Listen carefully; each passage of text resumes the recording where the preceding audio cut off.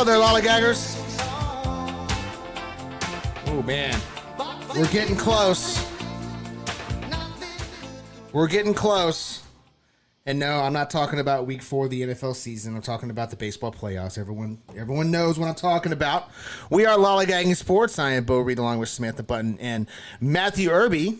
So we're going to talk some baseball, as we usually do. We got some NFL topics that we're going to discuss, followed by our trade at the end of the show. So make sure you stay tuned for the full hour and a half. I don't know. Our first topic, Samantha, might take it a little bit longer because we're going to jump on this train and talk about the impact of one Taylor Swift on a football game. This is quite phenomenal to me. We've seen celebrities go to sporting events before. I think we're seeing for the first time the true impact of Taylor Swift going to a football game because the response has been all over the place. We have found my weird niche expertise market. Nice. Football/Taylor Swift. I think it's me and Nora Princiati of The Ringer, the two people who can claim expertise as a crossover topic here. So I am here to give you my 8-hour dissertation on. I'm just kidding. These guys are going to cut. They're going to kill my mic if I do that. But yeah, let's talk about that because this is. See, you've been warned. This is just absolutely bonkers to me for so many reasons. Beginning with, it makes no sense. So, like, Taylor, for those of you, I'm guessing most of you come from the NFL side, not the Swiftie side, here in this particular audience. So if you're unaware, you've been living under a rock, you're just not into Taylor Swift, you should know that Taylor had a breakup with a long-term boyfriend who everybody thought was, the one, capital O1, like 6 months ago, maybe right before she started her tour. And, the community was devastated. And then she had a sort of a rebound with Maddie Healy from the 1975. And this is rebound number 2. So I guess my first message to NFL fans is calm down. They're not getting married. We've seen this before with Taylor. So everybody just settle down. I'm a little confused as to what, I think Taylor's maybe she's having some fun, she's having a good time. Like, I think the Swiftie mentality would certainly include things like, oh, an NFL player, that sounds fun. Let's try that. So, I can appreciate it from that perspective. Ultimately, I don't think this is going to last because I give it like a month before she gets like bored and annoyed with him because I like Travis Kelce, seems like a nice guy, but has Travis Kelce ever read a book? Do you think? Like, can Travis Kelce read? He seems like a very nice man. But do we think of Travis Kelce as among the intellectual elite of the NFL, let alone the intellectual elite in general? I think not. His commercials are good. He's got good. He looks really smart in his commercials. Okay, he looks really smart. You're the first person who has ever said Travis Kelce looks smart. It is commercials. So, okay. This is interesting. I was wondering where this was going to go, especially from, I consider Irby kind of like the halfway point on this. And although you did tell me before we started recording that you also like Taylor Swift. So we're not completely in the dark here. I was hoping to get somebody who knew nothing about this. But, unfortunately, we all have probably the only Swiftie present. But we have the, Taylor Swift friendlies here. Mm-hmm. So you guys do know a little something about this. And I'm assuming most of the audience does as well. But look, this is clearly a publicity stunt. I'm not saying they don't like each other or they're not actually dating. I know there's a theory out there being floated by some people with some pretty good expertise on the Swiftie side saying they don't think they've ever actually met prior to that football game, which is hilarious if it's true. But given that they both have something to promote, Taylor obviously has her concert tour movie coming out in theaters pretty soon, and then the re-release, of course, of the re-recorded version of 1989 is coming out in about a month, and the Kelces obviously have their little Netflix documentary about their family. I'm sure if you know anything about Swifties, the viewership of that is going to go up. I mean, his jersey sales have gone up 400% this week, so this should tell you everything you need to know about Swifties and their super consumer habits. But anyway, they both have something to promote. It's, you can see why for each of them, it would be like, here's an unproblematic person you could date, and he's not going to end up in a song. So everybody relax. She's not going to write a song about him. Just chill out. And then they it just, the whole thing felt a bit staged to me. I mean, I don't necessarily think they're fake dating, but they drove off in that red convertible afterwards. Like, come on. Like, but also it's great, right? It's just fascinating. It's like a collision of two of my interest groups that have never crossed before. It's so exciting. I need to hear how you guys, where are you guys at on that? I mean, I need to know what the non-Swiftie perspective is on this. Bo did not get us any Taylor Swift music for the intro to this podcast. We were going to make him do a dramatic reading of Blank Space, and he said no. So. Oh, I do love Blank Space. Putting that out there. Blank Space. Now, let me come back. I started following Taylor when she was in country. I liked her pop stuff. I thought she crossed over to pop very well. I wouldn't consider myself a Swiftie because I'm not at that level. But I do enjoy her music, and Blank Space is most definitely on my workout playlist, which when it comes on, it's always kind of funny because I'm in the middle of the gym listening to Taylor Swift trying to lift weights. But this whole thing, I'm trying to figure out what to make it, because you brought up a good point. I forgot about the Kelce doc that's on Netflix, right? So the timing of this really is suspect. If this really is a marketing ploy, whoever came up with it is we're talking genius level. We're talking Nike in the mid '80s genius level here, because it did. You saw his jerseys go through the roof. You said the viewership's probably going to go up on these documentaries. I don't think there's any question about that. You even had Jerry Jones talking about it like he was a Swiftie. That's where we're at. It's amazing. The number of.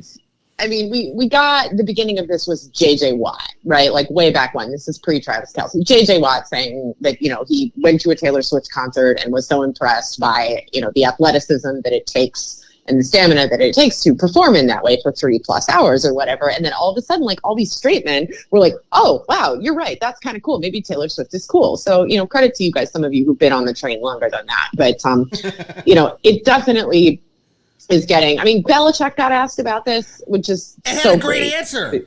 Yes, outstanding answer. Very, very Belichickian. They were smart to hold that question for him until he was doing his radio hit on Mondays. Can you imagine if somebody asked Belichick in a post game about a player dating somebody on not his team and not the team he was playing? He would just be like, "Shut up," But he had an excellent answer. So we love that. Loved Andy Reid's comments on that. Andy Reid said he set them up. It's just this is so great. I love that everybody's just leaning into this. It's fantastic, and it's good for everybody, right? This is good for everyone. It's good for Taylor Swift. Good for the NFL. Just. You had good stuff. The NFL script, man. They're the strike. The writer's strike is over. And look what happened. And look what Micah Parsons tweeting out, encouraging all guys to shoot their shot because the right woman could do this for you. Look at the Kelce's jersey sales. I mean, it is completely Irby. It is completely blown up. We've seen things go viral before, but I think this is a different level. We may need a different term for this, for what exactly happened with Taylor Swift attending a football game at Arrowhead, and the response since. It's just been ridiculous in a fun way.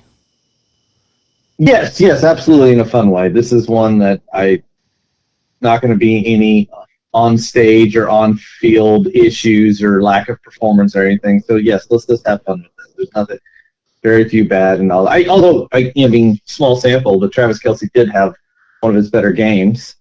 Considered in catch percentages, and he did score touchdowns. So you run with that, and it's a W too. So yeah, can't complain there. Okay, so yeah, I'm not a Swiftie, but I'm not a hater by any means. So yeah, I'm on board with this. My only drawback, this would be my own little niche, is that I was cheering for the Taylor Swift Fernando Alonso, but it turned out to be I would fake. But yes, definitely fake. That to be true.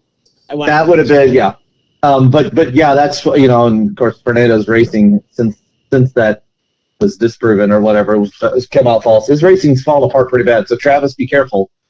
It's so But I do want to ask, so Sweetie, the 1980, the re-release of 1989, is there a date for that yet? Yeah, it's October 27th, I believe. Oh, so see, here's the big miss. Because October 5th is Travis Kelce's birthday, who was also born in 1989. Maybe that's why she picked him. Like, it's like, this seems like a miss now. Like, golly, that could have been. Like,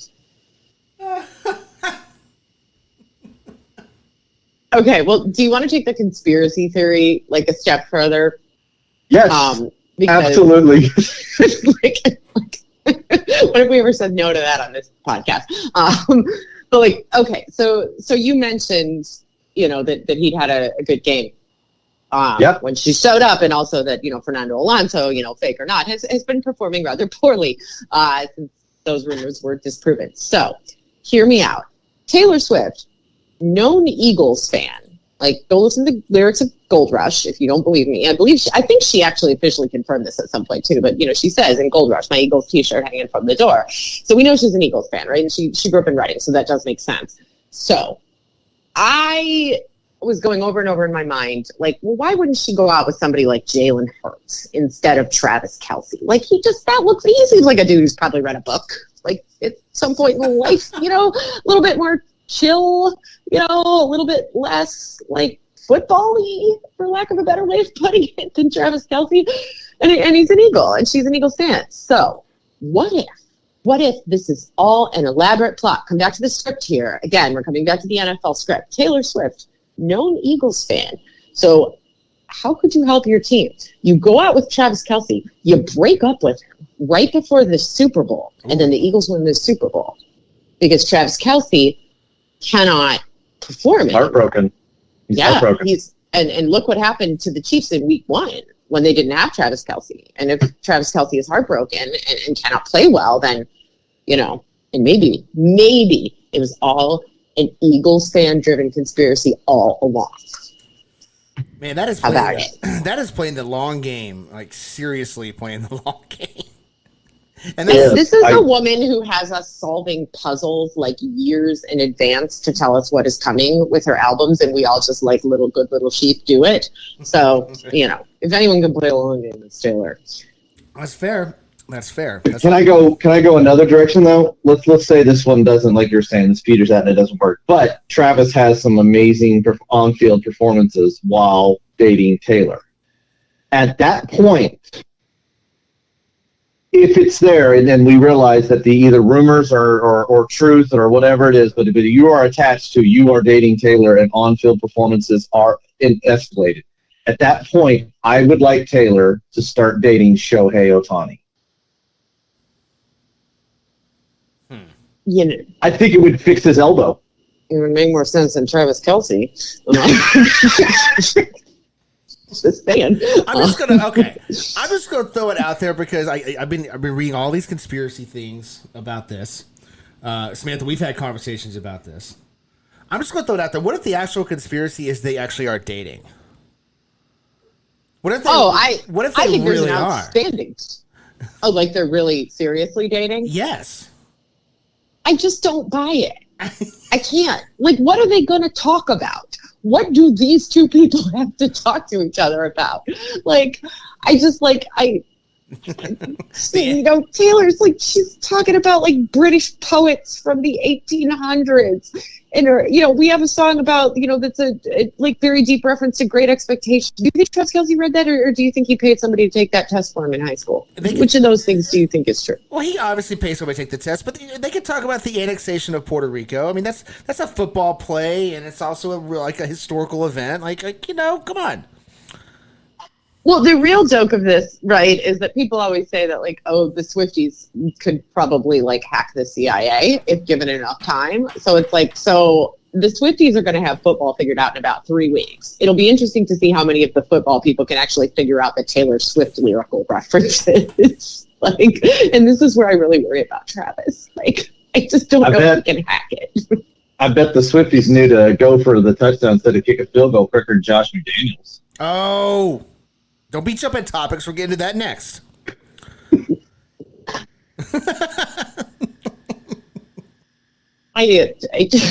Josh McDaniels. What if she dated Josh McDaniels? We would have to stage an intervention. Like, Taylor, are you okay?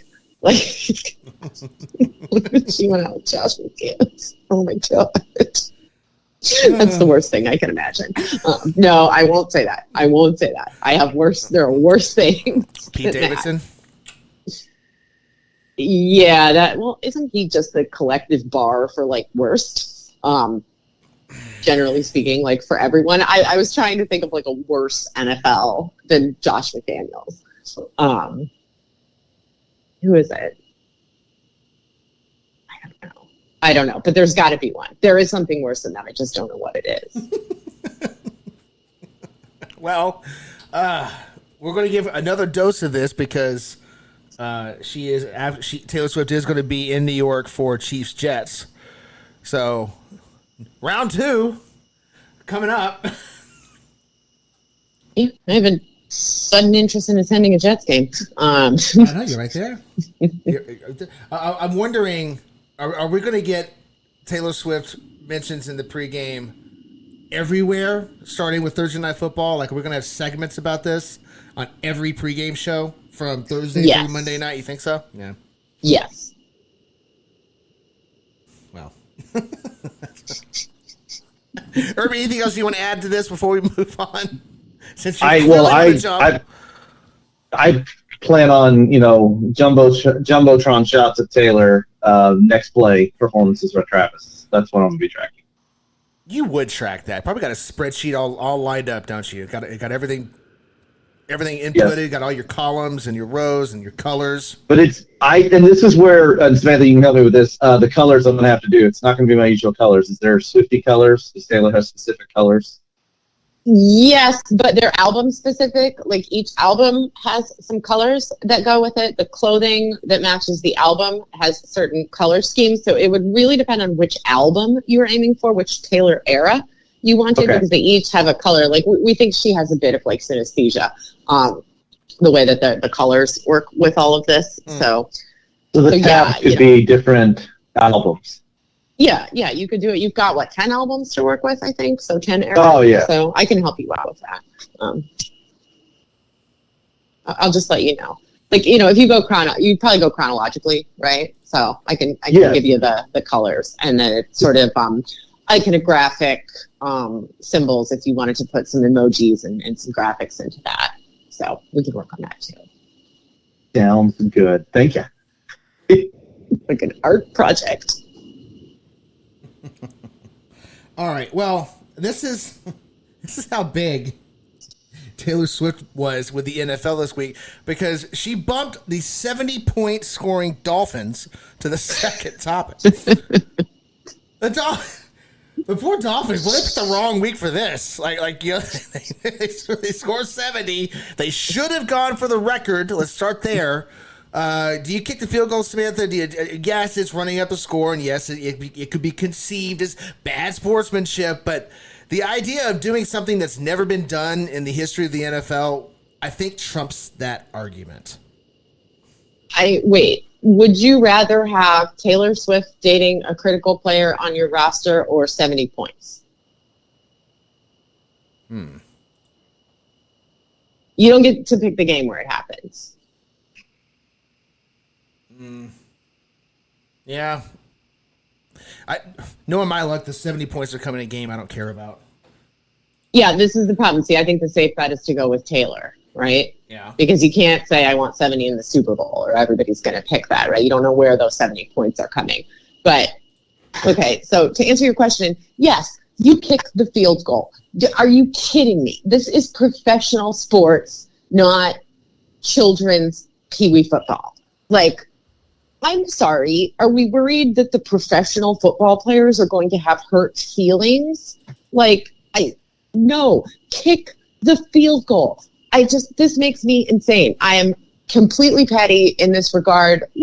We see it all the time in college football. I know that there's a purpose to it in college football that does not exist in professional football, because we actually have a better scoring system there where, we go by wins and losses instead of the opinions of 25 mysterious wizards who create a poll every week. Oh, but don't know. You know what? We're going to get down another bad path because I'm unhappy with the poll people this week. But yes, kick the field goal. I mean, do you think, here's the question. Do you think if the roles were reversed that Sean Payton doesn't kick that field goal? Of course. Yes, oh, yes, he thank does. you. He absolutely kicks that field goal. Mike McDaniel, stop being a nice guy. Because you know what message you've sent? I want to be a nice guy. Mm-hmm. This is not a message you ever want to send as an NFL head coach. The message that you want to send is, I will rip out your heart and stuff it down your throat. Yes. Kick the field goal. Yeah, I agree. Irby, how about you? You kicking the field goal? Yes, at the professional level, yes, absolutely. Younger levels, no need to do that run down the middle, and that's it. But at this point, yes. I love the embarrassing factor where we bring that in. It's like, well, I mean, it's just kind of embarrassing. You're humiliating them. You're beating them 70-20. They've humiliated themselves. Okay, this is not good. You would be less humiliated by 70 points than 73. Yeah. That ship has sailed. Yeah, humiliation was gone when Devon got his third touchdown. Like, yeah, that was over a long time ago. Or he scored 3. They both scored 4. That's right. They both scored 4. Mostert and Chain. Sean. Kick field goal. Sorry. This is like the embodiment of what we all did playing Madden growing up. Like we did it too. You always went for the 2, you always did the fake punt, and you kick the field goal with the other person on the other end screaming and yelling and throwing pillows at you while you're trying to kick the field goal. Tough, Sean Payton. Tough. You had pillows on it? I had like actual footballs. Well, yeah, no, that happened at one point, but then we broke one of my mom's flower vases, and that'll do it anymore. But I kicked the field goal too then, and you kicked the field goal here because and there is a way, and that's the beautiful thing of professional sports. There is a way to keep Miami from having to make that decision. It's called playing defense. Big concept, I know. Big concept. Yeah, no, kick field goal. Oh, goodness. Okay, well, let's talk about this Dolphins offense then, Samantha, because Tua looks as good as I think we've ever seen Tua look right now. They've got weapons that hasn't. I mean, it looked at 3-0. Are we buying this? Are we buying this offense? Yeah, I think so. Yeah. I mean, I think it's going to be an interesting test when they go up against a better defense. Mm-hmm. They've seen some mediocre defenses and then a truly horrendously bad one this week. So, I mean, we got Dolphins Bills this week. So that ought to be interesting because you're going against another team that can put a lot of points on the board. So that's a test for your defense too, which has not been particularly good. They're not bad, but they're not exceptionally good. So it's going to be interesting to see if Miami can truly just score at will, or if they get into a situation where it's like, well, if it's a boat race, which it very well could be with the Bills offense and the Dolphins offense and then their respective not so great defenses, then, are we talking about a game where it's just like, who's got the ball last? Maybe. Like, we're about to find out. But am I buying the offense in general? Am I buying this team in general? Yes, absolutely I am. It's kind of funny. This is how bad the Broncos are. The Dolphins just put 70 points on you guys, and we're asking if we're buying this offense or not. That should tell you a lot about the Broncos defense. Irby. Well, and their opening is like a 2.5-point favorite over the Bears. If you want to know how bad the Bears are. Wow. Like, so you just lost by 50 points, and your opening is a favorite. Like that's. And what's great? And the Dolphins are opening up as an underdog. That's insane. Oh my God, Vegas! What is you doing, baby? And it's the same 2.5 for both. That's fantastic, Irby. At least Miami's on the road. Denver is also on the road playing in Chicago. I'm the favorites. So yeah, unfortunately Miami doesn't play Chicago, so that could have been. But that's okay. They're playing for that first pick. Yeah, yes, I'm buying the team. Absolutely. I think we all kind of expected Miami to be competing for this division, competing for the postseason. They're not going to put up 70 points every week, so let's, hey, it was fun. Awesome, great. And this is where good coaching comes into. Enjoy it. Monday morning, time to move on. You're in Buffalo next week.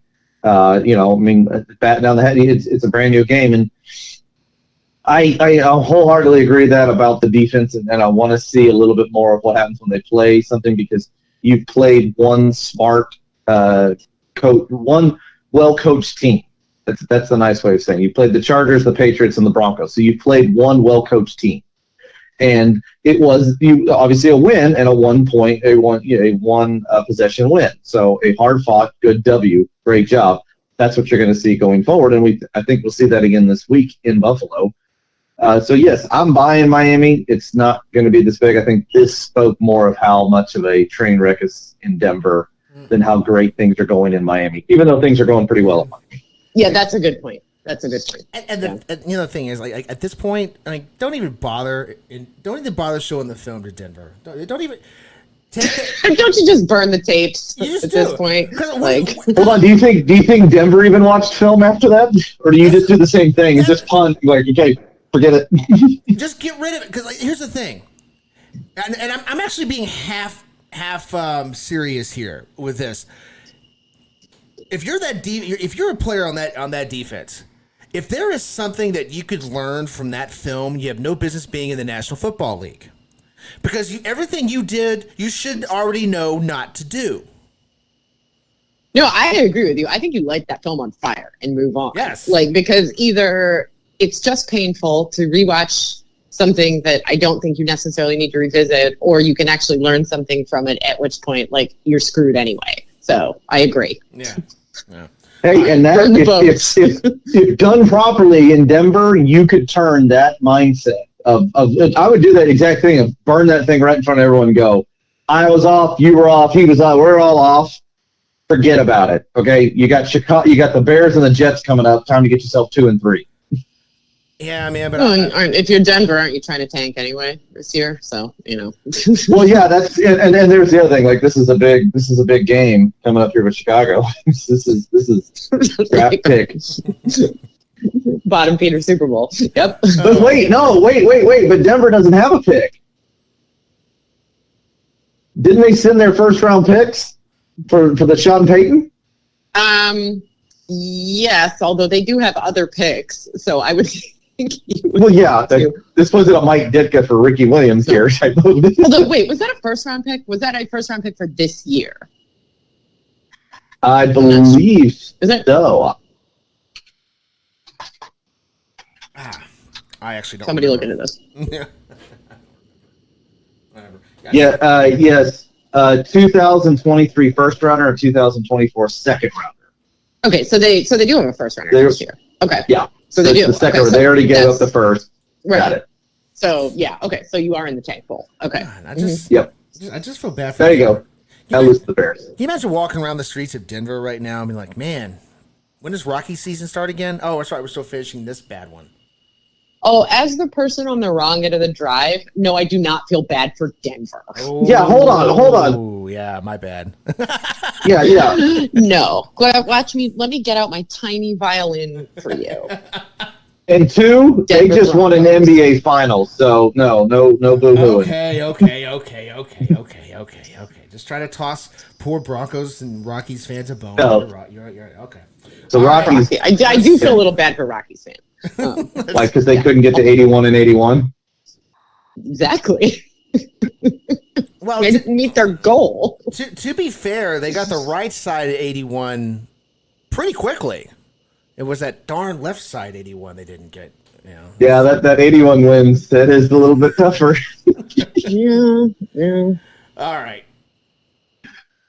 Okay, so let's talk about some injuries to some quarterbacks before we get into baseball topics. Let's start, Samantha. Let's start with Joe Burrow, who pushed his calf in a game, and I'll be honest with you, this kind of bugged me. Not that he played.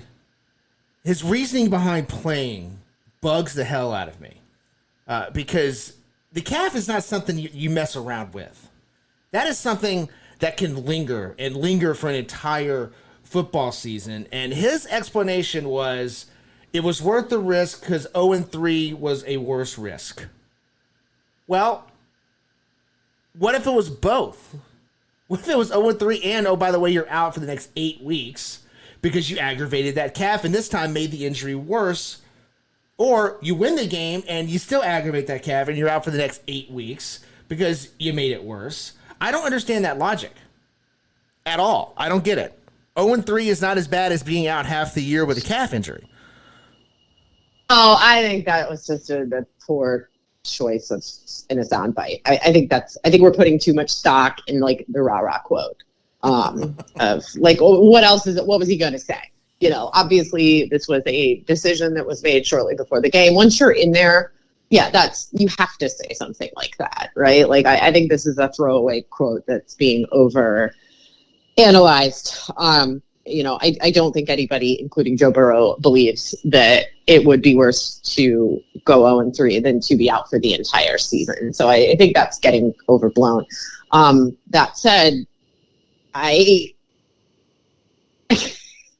don't know that you're doing yourself any favors by getting out there and like squeaking a win by somebody. If you're gonna, you know, you mentioned this stuff lingers, right? This is one that can linger. Yeah. So, I mean, I guess you're making a call about whether if it's going to take you half the season to fix it, then you might as well play on it because you're going to be out of it by then. So you take the chance, I guess. But like, if this is something that potentially could improve within 2 to 3 weeks, like, do you trust your team? Which, I mean, this is what we read into that quote. Clearly, he does not trust his team to get anywhere without him, and he's probably correct about that. Yeah. So I get it from that perspective. So maybe that's more what we're thinking about here. Is it's like, okay, so he has just said the quiet part out loud, as you would say, that like, okay, so Joe Burrow knows the same way the rest of us do that like the Bengals are like really up a creek without him. So he's chosen to do the like, well, 60% of Joe Burrow better than. I don't even know who's the Bengals backup. Does anyone know? Just clearly, Jake Browning, the rookie from Washington. Okay, I understand then why he felt the need to go out there.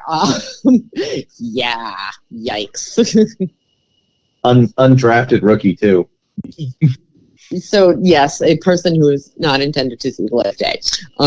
Why, we might ask, did you not roster someone?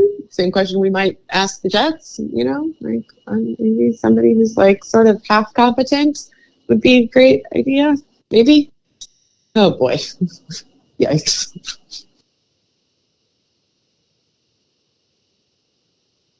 No, they were too busy grabbing a punter in that situation late rounds, you know, as opposed to getting another quarterback that would make a lot of sense. But hey, you know what?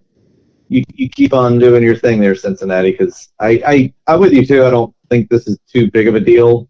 I'm not overly concerned about it, but the lingering issue, yes, that can, you know, it's definitely something to factor in. And the other thing too is it's why I don't think it was that bad, and I think he was fine playing that game. Is you know what you're going into. This is a game against the Rams. You got Aaron Donald there. Like that is, you are definitely putting yourself in a situation where this one solid hit and it's over.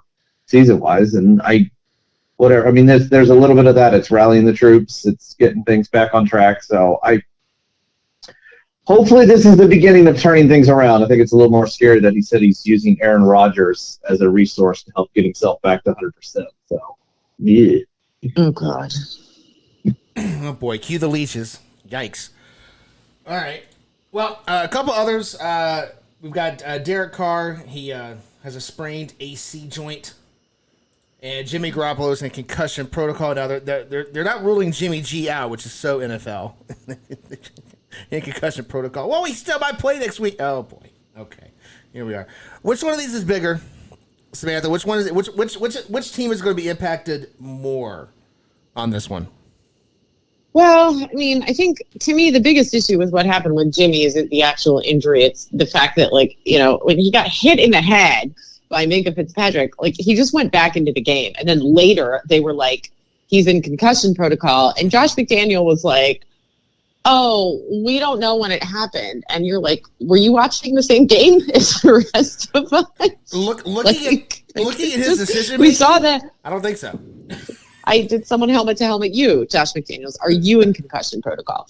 But yeah, I mean, I'm guessing that's not a lasting impact issue. The Derek Carr thing, like, yeah, maybe. I mean, again, luckily not as bad as they feared. It's got to be disappointing, of course, since they have looked, I think, better than anyone expected. But I mean, what are we? Are we even Is this a Jameis Winston situation now? Ooh.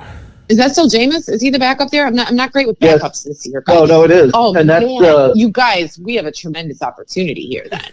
This is fantastic. I'm sorry, I don't mean to wish injury on anyone. Well, I shouldn't say that. I don't mean to wish injury on almost anyone, and I certainly don't mean to wish it on Derek Carr. But like, all Jameis opportunities are delightful. So I'm excited about this. Jameis. 30-30, here we come. Yay. Oh, probably all I'm the just same kidding. game. Derek Carr's going to be back in 3 weeks. But No, so I said we'll get 30 for 30 in one game. could you imagine? I mean, it'd be so great. Is it so far-fetched? I mean, you routinely... What, Taylor Swift was in a Chiefs game and somebody scored 70 points in another game. Like, that is... I mean, not at all far-fetched for this year's script. I mean, if Jameis really wants to apply himself, he'll probably have 60 pass attempts. He just has to complete 30 and throw 30 to another guy on another team. Come on. Come on, Jameis. I believe in you. It's you can doable. Do it. Irby, anything you want to add here? Aside from the desire to get my Madden game out and see if I can pull off a 30-30 in one game, I think that's doable, and so yeah, maybe. No, I'm with you too. I think that this is a better situation for the Saints just because of what they have there. Basically, Jameis Winston, and it's going to come up, but it's going to be Taysom Hill in there as well. That's all going to play out again. So it's just the same thing there in New Orleans, and because of that, this is a little bit easier for them to get through than with the Raiders situation of losing if Jimmy G misses time. Although, again, Smithy, loving the backups here. We're rolling with these. Their backup out there in Las Vegas is one Brian Hoyer. I'm a huge fan of Brian Hoyer, but I would not say that makes me feel good about their chances. Also true. I can see him and Devontae Adams having some moments. All right. Well, let's switch over to baseball because obviously we are in the last week of the regular season. Now, I did want to kick this off real quick, Samantha. Before we get to your stuff, I have a PSA after what I saw last night in the Mariners-Astros game. Quick PSA for those of you that are new to baseball. A foul ball is not subject to bleacher rules. It doesn't matter who hits it. You can keep that. You damn sure don't have to throw it to your starting pitcher and hit him in the gut while he's waiting on a ball from the umpire. Okay? Just get that. A home run hit by the opposing team, you're more than welcome to throw that in the field, preferably away from a player, but a foul ball, kind of hang on to that yourself. Are you kidding me with this?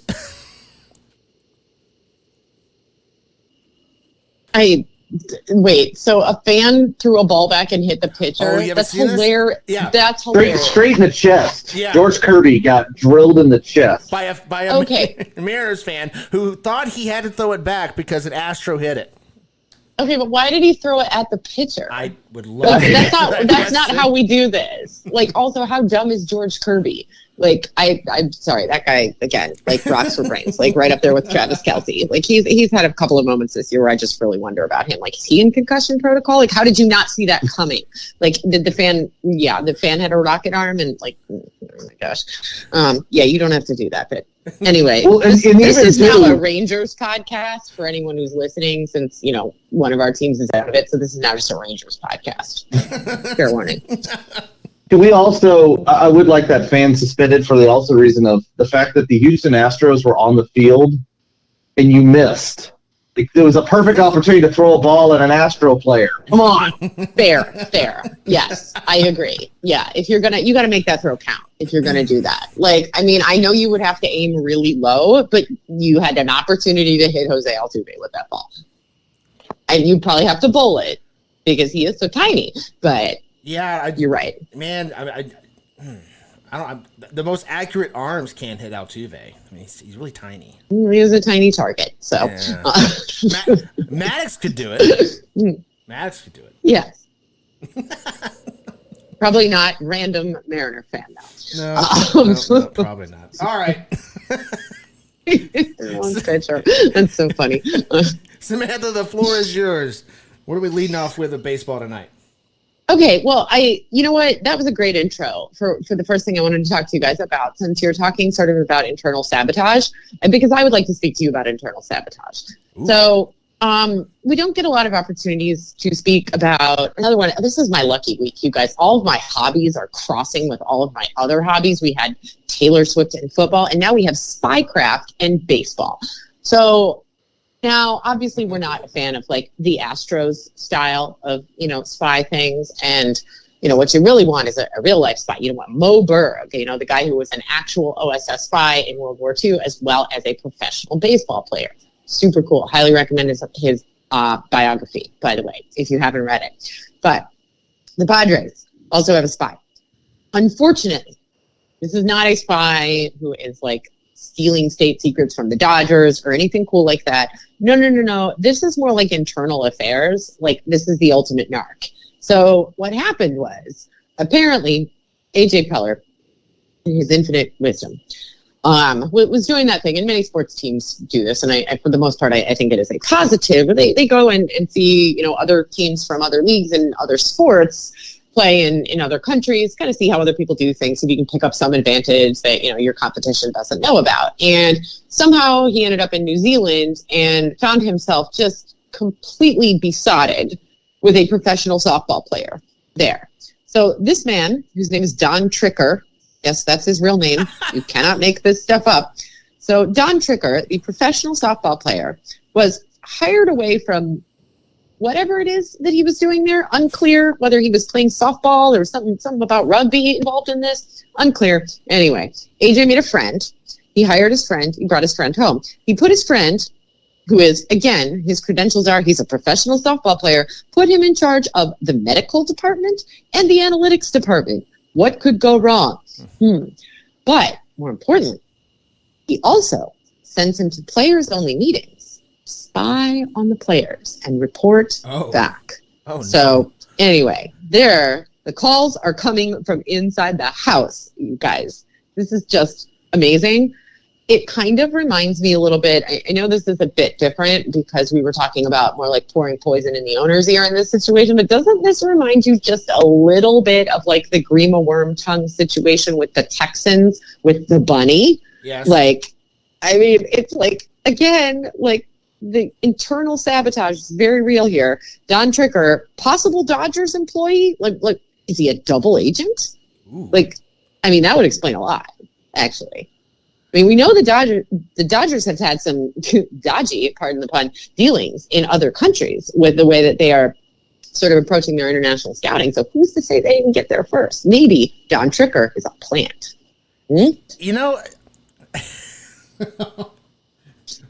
I sound insane tonight. Wow, I'm going to listen back to this podcast and be like, you sound nuts. No, you made me immediately think of the Naked Gun series of movies. Like, this is what this is.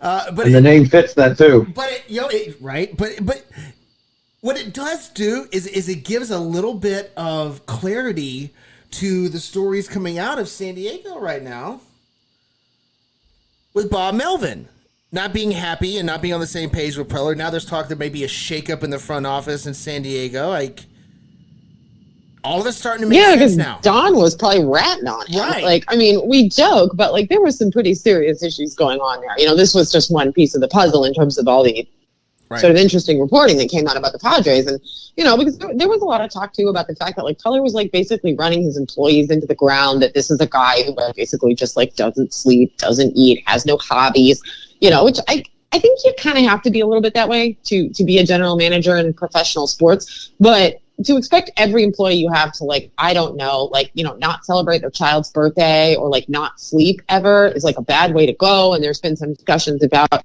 working the players too hard, like before, after games or what have you, which I think is probably valid. And, a guy like Bob Melvin, who's a bit more of an old school manager, is not going to like that. And I'm sure he didn't like having, the weirdo spy from New Zealand like sitting in on his meetings and then reporting back to the general manager. Like, yikes. It's such, God, Irby is such a Preller move too.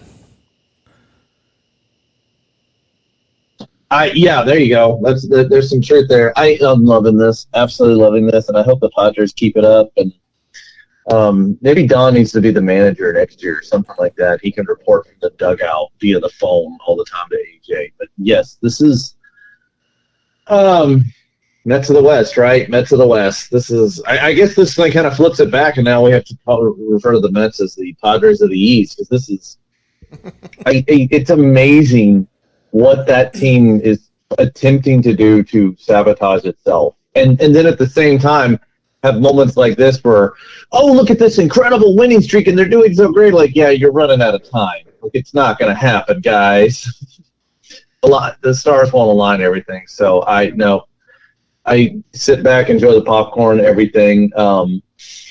So while you're doing that, also, do you maybe look into the Tricker family, see if there's some relation to Taylor Swift as well? Maybe there's a connection there as well.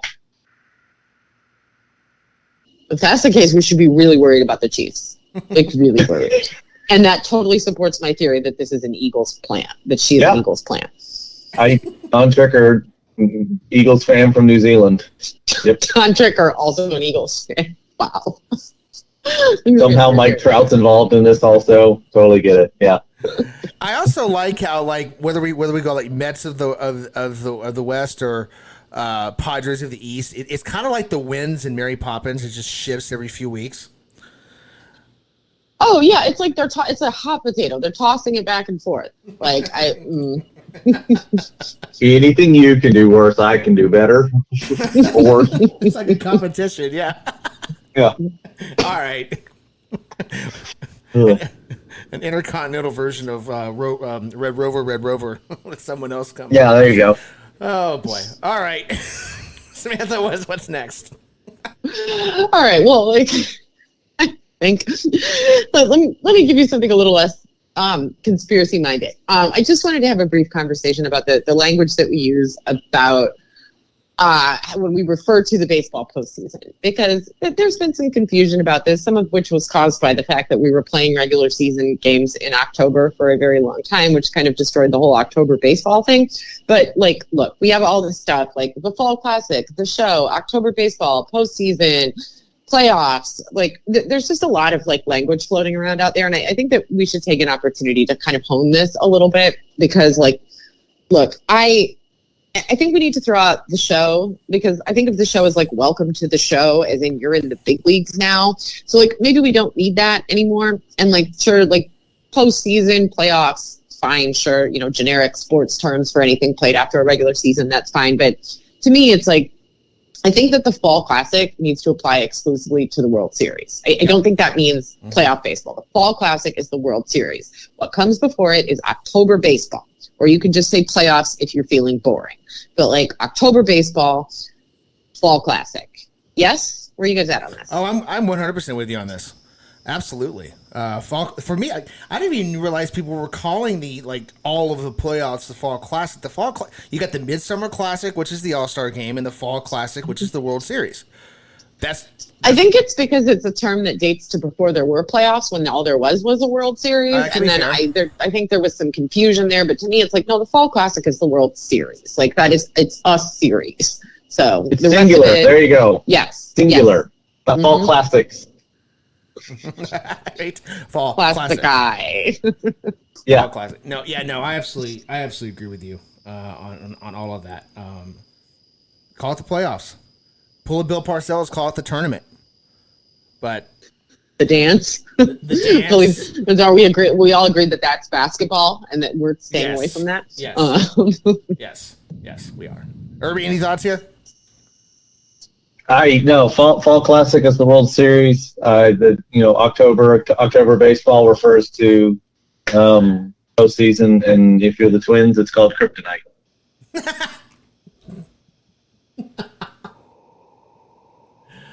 Oh, every now and then you make me actually laugh out loud, buddy. All right, you're up. What's next? I'll go serious first. As we talk about getting close to October baseball and the team that is potentially going to be competing for the Fall Classic, the Dodgers out there in Los Angeles, one of those teams out there in California that's got it all kind of put together. not a lot of them out there in Southern California got to put together, but these guys do. And one of the weird things about this Dodgers team is that starting rotation. It is so interesting over these years as we've watched these Dodgers teams, the ebb and flow of them and always being there. And the constant that we've always seen has been Clayton Kershaw. But it's for I want to get y'all's take on this too. It's fascinating for me just watching how he has been the guy, and at times he's been the number 2 guy, and there's always, we added him and we added this, and when we got this young guy, and then here, and how all that, whether it's from free agency, trade, injuries, all those things, it always ends up coming back to Clayton Kershaw. And if he's getting it done, as he goes, the Dodgers go, and it's been a good season. And what thing, is Clayton's getting a little bit older. His innings are down, and that's not a bad thing. That's something that the Dodgers could afford as good as they are. And it is a rotation that goes into the postseason where it is the Kershaw, Lynn 1-2, and it looks like Bobby Miller will probably be the 3, and pitching in Game 4 might be Emmett Sheehan, but we'll see. I mean, with Gonsolin getting injured throughout the year, Dustin May as well, Walker Buehler still on the men, guys like that. It's this next man up mentality, and I know that they go out and they add Lynn, which is a great job done there at the deadline, but. For me, every time I was looking at this topic and going through it in this ebb and flow, I just always kept coming back to, Clayton Kershaw is just that mainstay.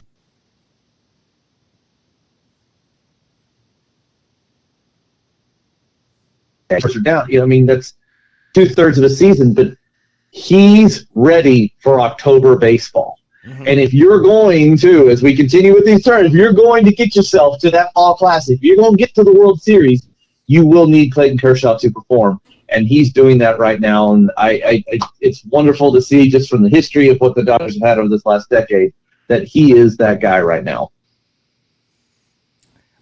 Samantha, we talked about the Dodgers for the last handful of years for obvious reasons, but the one thing we've talked about more than anything is their depth in the rotation. It seems like it's finally being tested, and this is not the year you want that tested with the Braves sitting out there. Yeah, I'm with you on this one. I think it's sort of yes, Clayton Kershaw's great, and I hope he gets to go out on top, and I'm happy for him, blah blah.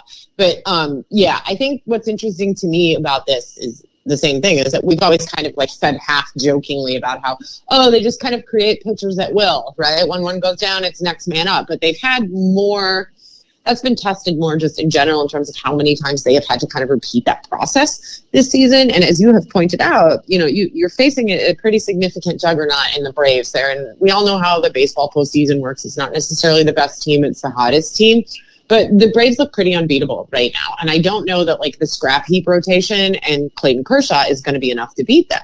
So that does, to your point, Irby, kind of drive up the pressure on a guy like Clayton Kershaw to kind of lead the staff. But it also means that, there's a number of other people, and realize that realistically you're only using 3 to 4 starters here, unless you're talking about guys coming out of the pen in a postseason series, of course. But who are your 3 to 4 guys right now if you're the Dodgers? Who are you completely comfortable putting out there against? Let's assume it shakes out the way that the seeding would say it would. Let's say it really does end up being Dodgers Braves in the NLCS. Who are you pitching other than Clayton Kershaw? Who are you throwing out there? That's the fun part. I have no idea. Yeah, right? But and I'm not saying that to say that, it's going to be a disaster, they can't do it. I'm saying it's weird because we don't know. Right. And that's where it's the tough decision coming up. I think Bobby Miller is kind of their number 2 at this point of the season, how he's been doing. But, Lance Lynn's got the history there, but not a lot of postseason history. I mean, he's got some and everything, but I'm Kershaw, Miller, and Lynn as your 3. But yes, when talking about going up against a Braves lineup that has 9 hitters with 40 home runs and 40 stolen bases, it just appears that way sometimes. This gets a little bit harder because this is not it's one thing in the postseason. Great, awesome, you got the Marlins. Kershaw, Miller, Lynn can take care of business there. But once you get that series against the Braves, if it happens, please happen. Just can we skip all the other NL playoffs and just have these two play like a best of 13? I hate that. No. I know. It's so boring. It's the worst. It's the worst. This is some Yankee fan stuff right here. Like, nobody else counts. Let's just put the two best teams out there and we'll only watch them forever. Like, okay, ESPN. The thing is, though, like, where the Braves are at right now, because I agree with you. Like, everyone's in agreement on this one. Like, this is not up for debate. The Atlanta Braves are the best team in baseball. Doesn't mean they're going to win it. And I'm just giving him a hard time about the fact that he wants to see the Yankees versus the Red Sox forever. I know, but what I'm saying is, when is the undisputed, when there is an undisputed best in baseball, when do they actually win the World Series? And that's my point. It's rare. It's rare. I never want to be the undisputed best team in baseball because something happens. Hard agree. It's baseball. So while, I would be incredibly surprised if the Atlanta Braves do not win the World Series because they are that good, something always happens to teams that are that good, that are that heads and shoulders better than the rest of the league. Something trips them up. Be it the short and series. The Dodgers know that better than anybody. Yeah. Exhibit A, B, C, D, and E. Sometimes it's not your fault. Sometimes it's because somebody was stealing your signs, like 2017. But other times, the baseball gods. I just want Lance Lynn to have a moment, you guys. I just want Lance Lynn. God, you gotta love the irony of the Dodgers winning the World Series this year after what's happened the last handful of years. Right? You just have to love it if they actually get it done. Just want Lance Lynn to have an opportunity to throw his belt at an umpire in a World Series game. That's what I want. That'd be awesome. Okay, Irby, what's next? And then Joe Kelly come in and kind of frown at the umpire afterwards. Yes. But let's work on forget the NFL script. Let's work on the baseball script. Yes. All right. Well, in for humor's sake, the other bit that I would love to talk about is as we get into October baseball, and it is just around the corner, and it's super exciting, and we're seeing these teams as the games are coming in, and what do we got? 7. We're halfway. The field is a little halfway done. And when we're getting closer, and this is great, and only a few left. But there's one team who is in, and it's super exciting. They've accomplished the goal, because that is kind of that goal. As you go through the season, it's the winning record, it's the playing good, important games in September, it's winning the division, and from there, and the path continues there. And this team has done that. They've won that division, but unfortunately, as we reach these last couple of days of September, as we turn that calendar to the month that houses some of the best sports that we have, and just so much going on, and the Fall Classic being one of them, and we turn that calendar to October baseball, we do have a team that has made it to the postseason, and that's it. Because that's what the goal is every year. It's get there. It's just get there. It's win the division, and then we don't play in October. And so because of that, I know it's been a bit, but I've got to bring out a death code for said team, and that would be it is time to bring out the walking the bridges of the Mississippi River, and this is a reference to there is a pathway of 19 bridges between Minneapolis and St. Paul. Oh, wow. And it is something that they can do, and you can walk all 19 of these bridges. And I think it's fantastic, because we are now celebrating 19 years since the Twins won a playoff game. Oh, man. That's so great. Wow. First of all, I didn't know that was a thing. It's kind of cool. I feel like that needs a marathon. Right, that needs to be like the path. Ooh, That agree. That needs to be like a path of a marathon. Yes. Cause it's called the 19 Bridges Marathon. If it's not long enough, the 19 Bridges 5K. Whatever you got to do. But I like it. That's a good death code. What do you think, Samantha? That's a good one to me. Oh, I like it. Yeah. I mean, the important thing here is that, like, this is the first opportunity we've had to kill someone off before they were actually dead, because we all know where it's going. So, it's like terminal. Like, this is sort of like one of those, like, if you're in, like, I don't know, some sort of, I don't know, like, this is like epic fantasy kind of stuff, right? Where, like, the local, they take you to the Oracle, when you're like 13, and they're like, guess what? You're going to die when you're 24 or 19. You're going to die when you're 19, I guess. That's the Twins, right? It is preordained. They're not going to win a postseason game. So we're holding the funeral now, like, and we're going to hold 19 funerals on 19 bridges or whatever it is. And it's going to be another 19 years before the Twins get another opportunity. And yikes. Yeah, this is bad. It's the pre-funeral funeral. Like, just like, imagine if you were dying and they had your funeral before you actually died. That's where we're at with this. All right.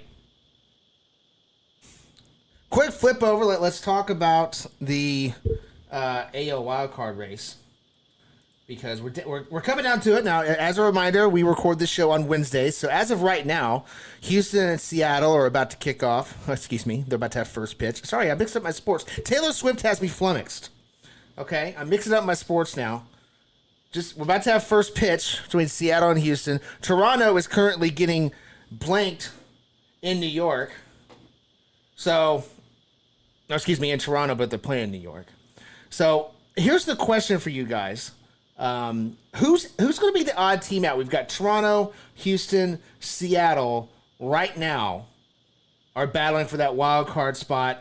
Technically speaking, Houston and Seattle are still alive in the AL West, but that's going to take a collapse by the Rangers to get that done.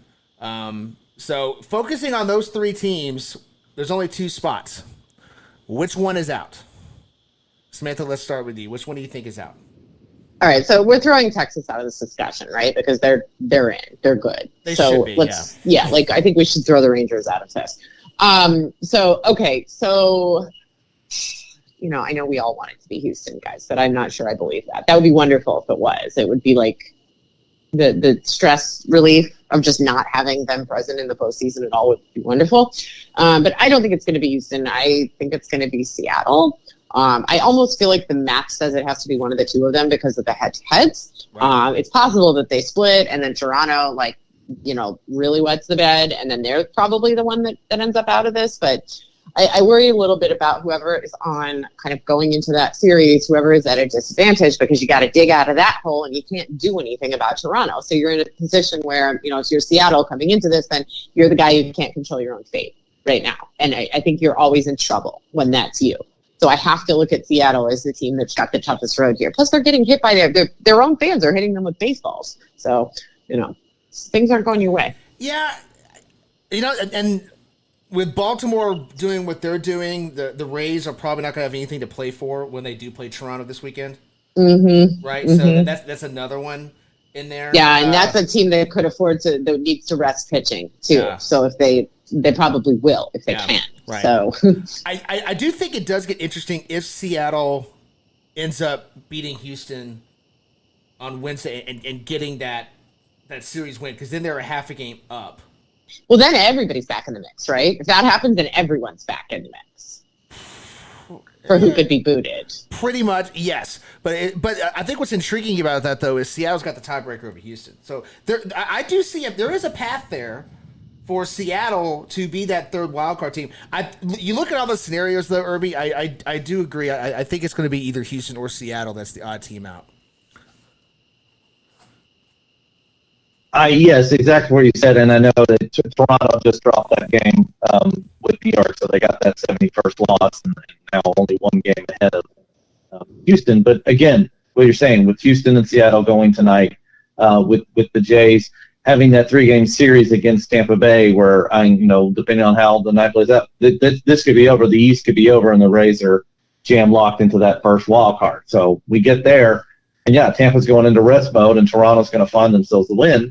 Whereas Seattle is playing a team that, Seattle's about to start a 4-game series against the Texas team where it's not done yet. Those two are still fighting for some. And Houston gets that 3-game series against the Diamondbacks team that's still trying to get in the postseason as well. Yeah. I know they're sitting in and they're sitting pretty, but it will definitely not be decided once they get there. So, this is definitely how this plays out. As wonderful as this has been, it's been a lot of fun to see these 4 teams over the last couple of weeks. But this is the downside of when you're that team chasing, and it's Seattle here. And I'm going to, on paper, agree with Samantha what you said there. Of like, it just feels like it's a little bit harder for Seattle right now, and that tonight is. Last night, and it's funny. Seattle, it's that mindset. Seattle needs to be playing like you're already in a playoff series and you're losing that playoff series. Last night was, your season. That was a must. We don't like the must win, but it's a have to win game. Last night was a have to win game for Seattle, and tonight is also one of those. Yeah, this is a have to win game because if you don't do that, it's just going to be too much. And again, it's not over with, especially with Houston playing that Arizona series. But yeah, as I said that on paper, it looks like it's Seattle, but. I really want to put that. We're putting it out there in the universe, baseball gods. It's for you. We'll sacrifice some chickens if we have to. But, man, Houston out of the playoffs is good for 99.9% of planet Earth. I'm telling you, guys, I do think it is a very distinct. It could happen. It's not so out of the realm of possibility for me that I'm not thinking about it, because it's basically what I've been obsessing about all day is how that happens. So, but I do also agree because of how these last few days look like they're going to shake out, and unless the Rangers are in a position to clinch, and they clinch tomorrow or Thursday in Seattle, making those last 3 for Texas rest days, then I think Seattle is going to end up being the odd team out. So let's switch gears though. Let's talk about some in-stadium things that have started to pop up here. I guess we're going to call them ballpark social spaces, right, Samantha? Ballpark social spaces. Yeah. That's what we're talking about. So this is interesting. And obviously it varies by ballpark. For example, Toronto has 4 of these social spaces. Now, you can reserve them as a group, and it comes with a ticket to the game, and you get drinks and food and whatever. And if no group buys that spot for that night, then anyone with a ticket can go and just kind of hang out and watch baseball from a different vantage point than your seat. Toronto's got pretty much everyone's got. Now they're starting to actually put them in the older ballparks. I know, Samantha, the Guardians have them now. So what are you making of this? Like, are we transitioning the in-park experience, like, for the future? Like, this is going to be the future of the game? Yeah, I think that, traditional ballpark seating will always exist. But yeah, I think this has been going on for a while. But it's really this year that we've seen sort of the explosion of these things, right? And a lot of teams talking about putting one in that didn't have one, and a lot of teams putting in a second or a third one. The Guardians have had one of these for a while out in right field, and it's worked pretty well for them. It's, I think, at least in part, responsible for some of the uptick that we've seen in attendance, because I think what you're doing here is you're kind of bringing in the casuals. You're bringing in the people who would love to spend Thursday night at a baseball game, but they're not necessarily there to live and die with every pitch. They just want to go and drink some beers and hang out with their friends, maybe meet somebody. It's a great, can we talk about the matchmaking aspect of this? That, if you're a 20-something and you're looking for a date and you like baseball, what better way to meet a person? Get off the apps and go to the ballpark. This is excellent. Right. In fact, I should start a matchmaking service that just utilizes these spaces. That's going to be my advice to people. I will charge people for this and say, here's what you're going to do. Just go to the ballpark, hang out in the social space. But I love this. I think it's great. I think it's a really good way to get more casual fans into the ballpark. You're not detracting from the experience for the people who are there to kind of, sort of eat, sleep, breathe baseball and want to be completely focused on the game. You've kind of got your own space there. It's a fun way to get, I think, younger people involved and, like we said, casuals, and I think it, we're all eat, sleep, breathe baseball people, but I still think the social spaces are fun to hang out in. Yeah. I mean, I think it's great if you're with a group. If you're going with 10 of your friends to the ballpark, do you want to sit in a line 10 across, or would you rather just hang out in the social space? Or what if you just have a crappy seat? If a game sells out, you got a crappy seat, you can go down there, you probably got a better view of the ballpark anyway. Mm-hmm. Sometimes it's fun to just mix it up with other fans, people you don't know. I mean, I know for me, I've been asked before to do meetups with Twitter followers and stuff. And this is a really good way to do that. So you're not all just awkwardly standing around a concourse where none of you can actually watch the game. So I think it's really an outstanding sort of situation, especially post-COVID when people kind of forgot how to socialize, but are desperate for it. This is a really, really good opportunity, I think, for people to get out to the ballpark and have a good time without having to commit too much, and a really great opportunity for teams to sell some more modestly priced tickets and to appeal to a different demographic than the people who are just going to show up at every ball game no matter what. Yeah, the Marlins have an outstanding one. It's the I think Bacardi has the naming rights to it. It's in left center field, right where the really ugly sculpture used to be. They had this now. But it's right by the glass doors. So if it's a night game, those are open. You've got a gorgeous view of downtown Miami. It's fantastic. So I actually find myself, when I go to a Marlins game, I'm there more than I'm in my seat. Yeah, it's fun to be in these, right? Even if you are very interested in the game. Because most of them, you can see what's happening. They've done a good job with the way they've designed these, for sure. Yeah. You're not going to miss the game. Right. Yeah, I love them. I think they're outstanding. I think they're going to help grow the game because, as you mentioned, you're going to get the casuals in there, and especially now that games aren't 5 hours long, going to keep the casuals coming because it's fun. Mm-hmm. It's also a nice change of pace for those. Even if you don't know what baseball is, go to the same bars all the time, or you can go to a ball game that also has a bar. Hey, perfect. We're going to change it up. Watch a little baseball. Something to do, right? An activity. Yeah. Like I said, this is a great way to meet people. I can tell you, if I moved to a new city where I didn't know anyone and I was single and had no friends there, that's where I would go. Right. It'd be a real easy way to strike up a friendship with somebody. Absolutely. Irby, you got any thoughts on this? I'm all for it. This doesn't sound like something that I would do, but that's because I'm a 40-year-old man that's usually going to games with my kids. But I'm not a hater. I know if this is what's going to help grow the game, yeah, I'm on board for things like this as opposed to playing over in London or Germany. Series like that, I would rather grow it this way, grow it with the crowd, the youth that you have here. And so, sure. And I've seen similar things. I know I've talked about it multiple times with having the minor league, where I'm at down the road, and they do it. It's Thursday nights, and it's definitely something my wife and I are like, okay, we don't go to game on Thursday nights because Thursday nights, it's all about the youth crowd. With all the promotions they have, everything they have, it is about getting 20-year-olds out there. And there's nothing wrong with that. Do it. Fine. Awesome. Thank you for letting me know. I'll see you on Friday night when it's back to more of my kind of crowd, and that's okay. So, yeah, I'm on board with this because there are plenty of people that are going there to, whether it's a see, be seen. Samantha, I'm loving your idea there of starting some kind of dating service. Bo, if you want to work on baseball etiquette with everybody, when to throw a ball back, when not to. I could work on basic statistics. Not deep, not too deep, but definitely some of the, this number matters and this number makes sense with this number, and don't worry about wins with the pitcher because it doesn't really matter. Maybe it'd be easier just to write a book. We each take a chapter.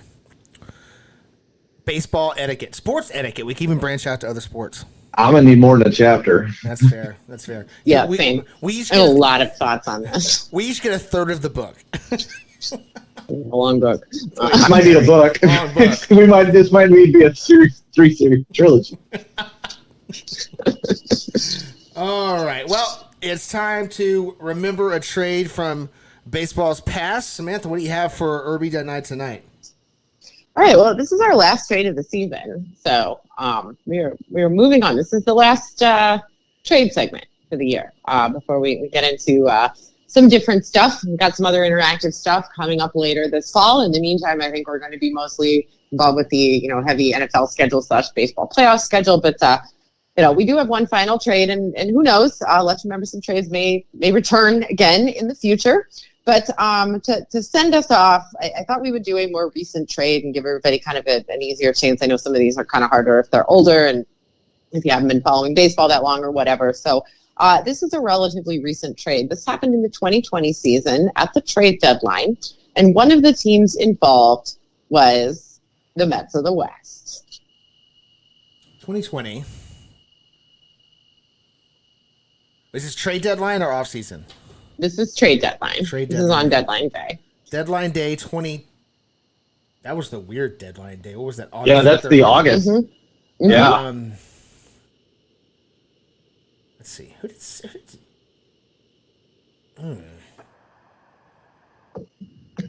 Obviously, they're buying. They're not selling here. Yes, they are buying. Although I would put a caution on this that said they were the buyer, but that this trade was like an unmitigated disaster for them. It's probably one of the worst. It is one of the worst trades in recent history. No, let me elaborate. It is one of the worst Padres trades in recent history. Really, still doesn't narrow it down. Does that narrow it down? Okay. Let me put this a bit into perspective for you. This was a 6-for-1 deal. Oh gosh. 6-for-1. And you will not believe the 6 that came back for this particular one. Okay. 6-for-1. It is horrendous. Oh God. Who did they trade for? This person is no longer with them. That tells you a bit about how that worked out. Yikes. I believe he spent most of his time there injured.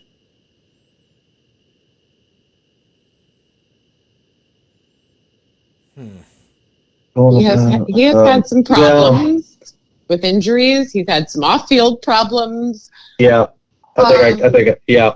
Yeah. Yeah. Oh yes, right. Yeah. He was. Was it? I thought they got 2 pieces. Nope. 6-for-1. Okay. Dang it. San Diego. Okay. All right. So, Irby, do you want to tell people who the other team is that's involved in this? Help, yeah. Let's start there. Why don't you tell people who the other team is here? The team that won the trade. The team that won, yes, definitely won this trade. Sorry, I'm thinking through and I can think of a couple players that got. Okay, yes, this would be the team formerly known as the Cleveland Indians. Correct. Oh, correct. Lord. Who did you fleece with the Padres? Oh. Yeah, the then Indians basically sent someone who was effectively useless for 6 people, all of whom have worked out for them in some capacity. So one of them we're going to make Bo get because one of them is a current Ranger. That is correct. Yes. Austin Hedges. Oh! Yeah, there you go. Yeah, buddy. Good job. Yeah, buddy. No hesitation. Austin Hedges was in this trade. That's right. Did you know, Bo, that Austin Hedges has a dog called Mr. Bo? I did not, but after watching him in the dugout the last couple of nights, it's been hilarious. I'm all for it. His reaction to everything is just priceless. He is the greatest, and I demand that you send him back at the end of the season. That's fine. But yes, so one of the people involved in this is Austin Hedges. So if anyone who knew this trade had on their bingo card that the first name thrown out here was going to be Austin Hedges, I applaud you. Okay. So, Bo, since Irby knows, and I would imagine our 100% of our Guardians audience out there knows this. The rest of you, I'm not sure. But, Bo, so do you have any idea, before we try to, really dig into this whole Indians Guardians return, who the gentleman who he had some problems he got himself into a bit of trouble sneaking out during the COVID lockdown when he was with the Guardians. he's had some other problems since then. He was on waivers with his new team, which is not the Padres, a couple of weeks ago.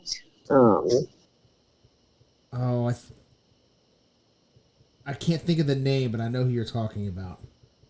All right, Irby. Oh. You want to tell us who it is? Or Bo, do you want us to give you a second? No, I'm not going to get it, but I know it's going to bug me when I hear the name because I know who you're talking about. I can't think of his name though. All right, Irby, take it away. Who did the Padres get in this trade? I don't have all the names. I've got two. Well, we have one of them already. No, we're just asking. He wants you to. We're just asking you to say who the Padres got.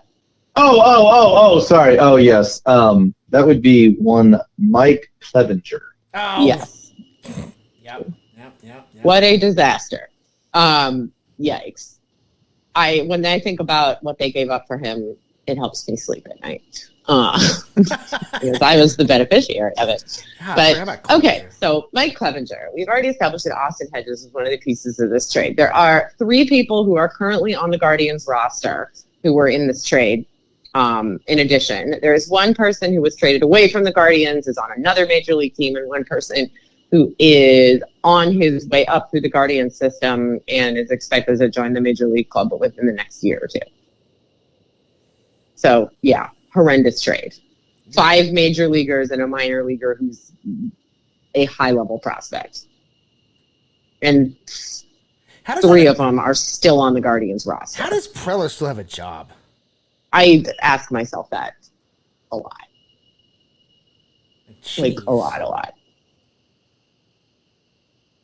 Well, so the one traded was he traded this year? The one the Guardians traded. Before the season started, yeah, it was. I believe it was technically this calendar year. Okay. Possibly December, but yeah, it was during this particular off season. So he was traded to the Brewers, if that helps you. We've joked a lot about this person's name because Joyce can't remember this person's name, so she called him something else. I think you and I talked about this on Twitter at one point. Yeah, we did, and I can't remember his name. Yeah, she called him? Not that hard. She got his name was Olin Mills, like the photography studio that used to be in JCPenney. So now everyone just calls him Olin Mills. Like sometimes I can't even remember his real name. It's like the tuber thing, like once Joyce does this, or the Gary, for the I still, every time I see Adam Frazier, I just remember that's the hot one. Oh, the hot one? Yeah. Yep. I know. She got that one. She doesn't even know what his name is. Like, it doesn't matter. His name at all. It doesn't matter. He doesn't need a name, right? He's just the hot guy. So yeah, it was him. Good old Gary Cole. Not Garrett Cole. Gary. By the way, she knows his name. She thinks she's being mean by calling him Gary for some reason. But yes, there have been a number of these with her. And this particular person became Olin Mills. I don't know why she thought that was anyone's name, but anyway, former JCPenney photographer Olin Mills / what is his real name? Anyone? I know you know what it is. Yeah. Irby, do you want to tell us? Again, if this is the second person to be revealed from this side of the trade, who would have thought? We're like ignoring the big pieces. But yeah, Irby, this would be the current Brewer. Owen Miller. Yes. Miller. Mm-hmm. Yes, current Brewer Owen Miller. Yes, who did play for the Guardians / Indians for a time and has since moved on to the Brewers. Unlike the Padres, he will also be playing playoffs. Okay, so I'm now looking for 3 current Guardians and a minor leaguer. Irby, you've probably heard of this person, but I won't make you actually get the minor leaguer. But I do insist that you tell me who the 3 current Guardians are. So who came over in this trade? 3. Okay, I 2 definitely. I've got 2. Who am I missing?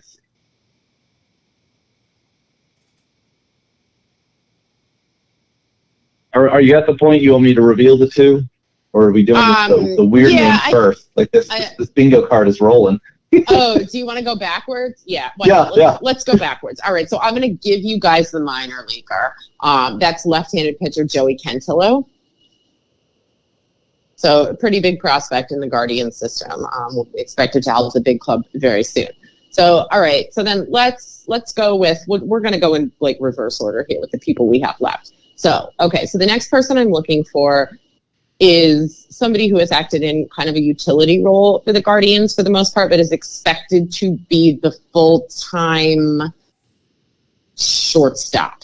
I'm just going to give you a big hint there. I mean, everybody who's a Guardians fan that's listening to this is banging their head off the wall. So for the rest of you, make it a little bit obvious. So we're looking for a shortstop. Irby, was that one of the ones you already had?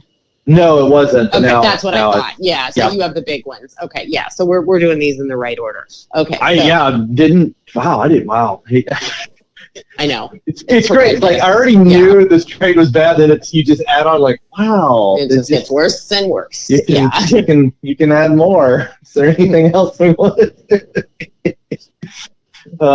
Okay. Yes. All right. So now I've got all the pieces now. So. Okay. So why don't you go ahead and do that one? And who's that one? That would be Gabriel Arias. Yes, Arias. Yes. Okay, Arias. Yeah, sorry, Gabriel Arias. Good, Gabby Arias. Okay, so then we have two left.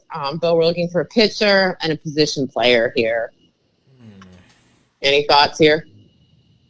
Bo, you should get one of these. Yeah, one of these you have to get. Actually, Irby, I'm not letting you tell him that one. Okay. He has to figure that. He has to figure that out. The position player. Yes. We'll let you slide on the pitcher. We'll let Irby tell the people who the pitcher is. You want to go ahead and do that, Irby? You want to tell them who the pitcher is? Starting pitcher. Yes.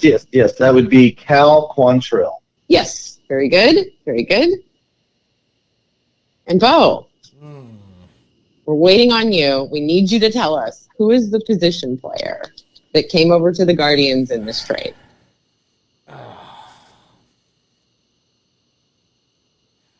Why should I know this person? That's my question. That'll help me. Because you have seen baseball.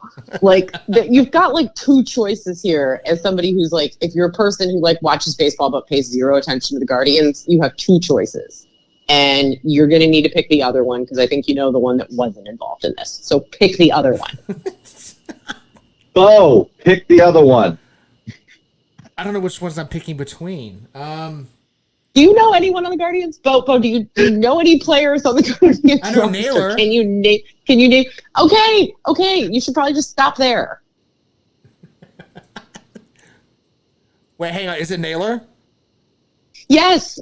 Which Naylor, Bo? Which Naylor is it? There are two of them on the Guardians roster. Which one is it? Oh, now I see what you guys are doing. There's two. It's Josh Naylor. It is Josh Naylor. There you go. Good job. Oh my God, that hurts so badly. I was in physical pain for you there. You know, the thing is like I did think Naylor off the top, but I was like, he's been there longer than that. I guess not. Oh, I know, because he's a little bit pudgy. Everybody thinks he's like 35, but he's actually only 26 years old. So, poor Josh. Oh. Poor Josh. Brother Bo actually has always been part of the Guardian system. He was a Guardian strap back. So, Josh came over in the trade. So there you have it. Mike Clevenger. Wow. What a haul. For Cal Quantrill, Josh Naylor, Austin Hedges, Gabriel Arias, Joey Cantillo, and Owen Miller, a.k.a. Olin Mills. Yeah, what a doozy. So we don't have a lot of where are they nows to do because I think you all know where they are now. So just some quick stuff on this. Most of these guys have actually are all competing for playoff spots, unlike the Padres. Yes. So Mike Clevenger, yes. Cleveland from 2016 to 20 with the Padres in 20. Then he got injured. He came back in 2022, and then he's been with the Chicago White Sox from 2023 forward. Despite their trying to get rid of him on waivers, nobody bit. Cal Quantrill, San Diego Padre in 2019, 2020. Obviously been with Cleveland ever since then and is currently a member of the rotation. Fun fact, Dad Paul played 14 seasons in Major League Baseball. He played for 7 different teams. He was also a pitcher. He was a reliever, most notably with the Jays. And good old Cal, he went to Stanford. And he is married to Andy Ashby's daughter, Easton. No. Josh Naylor, another Canadian. 2 Canadians in this trade. Also Canadian, Josh Naylor, a Padre in 2019 to 20, obviously been with Cleveland ever since. His brother Bo, also a member of the Cleveland Guardians, and his brother Miles, a 2023 draft pick by the Oakland/Las Vegas A's. Austin Hedges, a Padre from 2015 to 2020, a Guardian from 2020 to 2022, briefly with Pittsburgh in 2023, and now with your Texas Rangers. He does, as I mentioned, have a dog called Mr. Bo, and he has another dog called Bruce Wayne, the Great Dane. So if you needed another reason to think Austin Hedges is awesome, there is your reason. Gabby Arias, Cleveland Guardian, called up in 2022, made his debut then, and obviously a current member of the team. He is also, I believe we consider him our best hugger. Probably the only team that has something like that, but we do consider him our best hugger on the team. Joey Cantillo, lefty, he's 23. He's bounced between Columbus and Akron this season, expected to contribute to the big league club in the near future. And then finally, Owen Miller, whatever you want to call him, played for Cleveland in 2021 to 2022. And then, of course, was traded to Milwaukee in the offseason. He's currently a member of the Milwaukee Brewers, and he has a younger brother in the Twins system, a shortstop who was drafted in 2021. Oh, Preller. My God. The fact that man stayed employed after that trade, like, throw out all the other ones. It's incredible. Well, and I'm not giving anything away, but if I remember that day right, that was not his only trade that backfired that day. Yes. Okay. Yeah. It's not his only trade that backfired that day. And it's also not his only trade that backfired with the Guardians.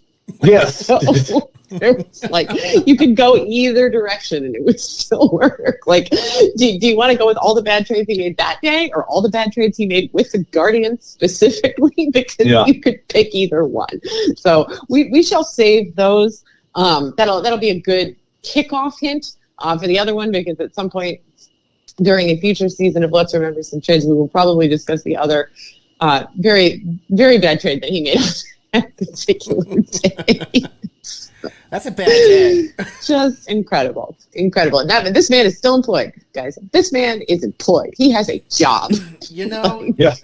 With the same team. Mm-hmm. Not even like a second chance somewhere else. Yeah, and he's not like mopping their floors, guys. He's running the organization. He's bringing Don Tricker over from New Zealand and planting him as a spy and putting him in charge of medical information / analytics, which is a job title that no one should hold ever under any circumstances, because those things don't go together. Wow. AJ, amazing. I kind of hope he never gets fired in a way. I kind of don't ever want him to get fired. Like, I mean, this is just really starting to have some major, like, Zach Wilson vibes. Like, please never lose your job, because it's way better if you're there and you stink and it's tremendous. Yeah, I don't know. I don't think he's surviving this one. I don't.